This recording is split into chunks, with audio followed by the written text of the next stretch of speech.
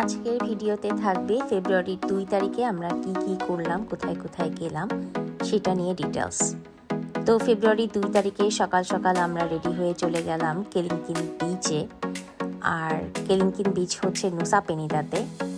এর সৌন্দর্য নিয়ে আসলে নতুন করে বলার কিছু নাই, আপনারা যারা গিয়েছেন কিংবা শুনেছেন তারা সবাই জানেন। তবে আমি যেই জিনিসটা শেয়ার করব সেটা হচ্ছে নুসা পেনিদা ইন্দোনেশিয়ার সবচেয়ে বড় আকর্ষণীয় পর্যটক কেন্দ্র এবং নুসা পেনিদাকেই ইন্দোনেশিয়ার সবচেয়ে বেশি হাইলাইট করে থাকে।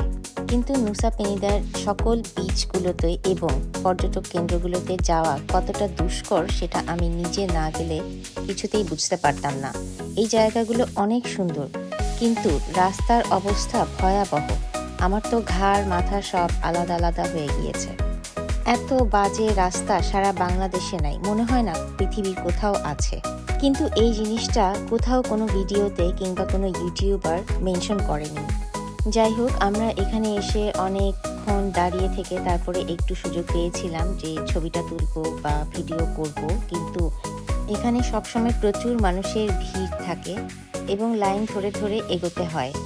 টোকেন কেটে 30,000 টাকা দিয়ে 2 মিনিটের জন্য আমরা কাপল ফটো এবং একটা ছোট্ট ভিডিও করে নিই।